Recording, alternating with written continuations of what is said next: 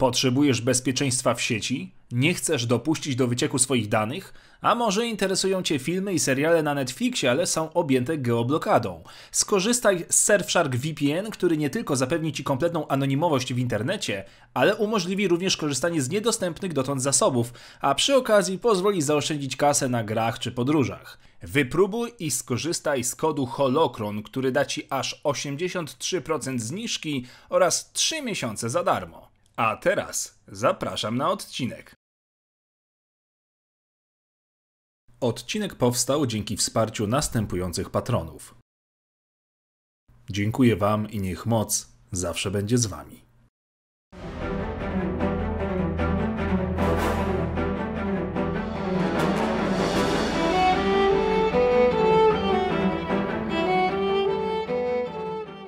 Witajcie w Holokronie. Istot związanych z mocą w szczególny sposób było sporo, ale niewiele z nich było tak przerażających jak dzisiejszy bohater. Poznajcie Terentateki, istoty, które żywiły się krwią wrażliwych na moc. Materiał dotyczyć będzie kanonu oraz legend. Zapraszam.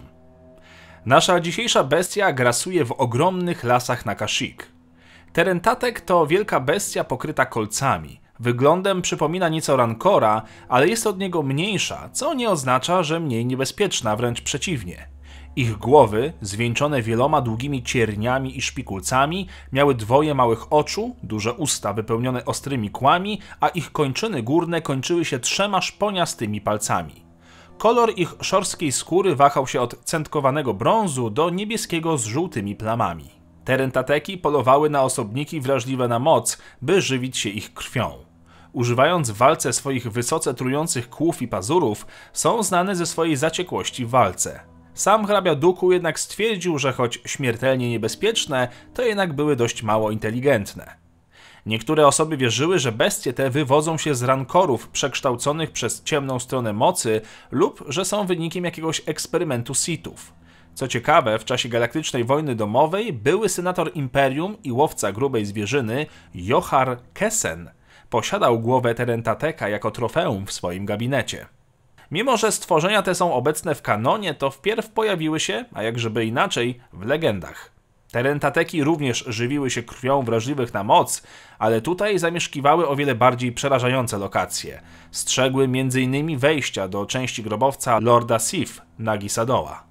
Pierwszy prototyp tego, co miało stać się przerażającym Terentatekiem, po raz pierwszy zaobserwowano na Tytonie wieki przed powstaniem Republiki, kiedy mistrz Jedi Quan Yang, próbując stworzyć istotę zdolną do wyczuwania materiałów wybuchowych podczas wojny z despotami, stworzył potwora korzystając z alchemii. Jednak Terentatek ostatecznie zasmakował w mięsie wzbogaconym mocą, a tym samym zaczął atakować jej użytkowników. W pewnym momencie Terentateki zostały osiedlone na księżycu Tytona Bogan. Pierwsze odnotowane spotkanie z nowoczesnym Terentatekiem miało miejsce w dżungli na Dromund Kaas w 4904 rokiem przed rokiem zerowym. Niektóre źródła podają, że współczesna wersja Terentateków ewoluowała na Korribanie, gdzie moc i obecność ciemnej strony mocy stopniowo zniekształcała ich ciała oraz umysły. Doniesiono również, że Lord Sithów Exar Kun stworzył Terentateka poprzez alchemię Sithów. Skóra tych stworzeń była bardzo odporna, w niektórych przypadkach nawet na działanie mocy. Jednostki hodowane przez Sithów były szczególnie groźne, nazywano je nawet zabójcami Jedi. Podczas wydarzenia zwanego jako Wielkie Polowanie, liczni Jedi podróżowali po całej galaktyce, próbując eksterminować Terentateki. Jedi często byli wysyłani w grupach po 2 lub 3 osoby do walki z tymi bestiami i łączyła ich silna więź w mocy podczas walki.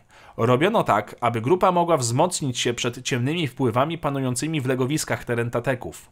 Grupa musiała także polegać wyłącznie na swoich umiejętnościach bitewnych ze względu na prawie całkowitą odporność bestii na ataki mocą. Żadne z polowań nie zakończyło się pełnym sukcesem. Mimo że Jedi pozornie eksterminowali większość Terentateków, to za każdym razem istoty wychodziły ze stanu hibernacji i ponownie zaludniały galaktykę.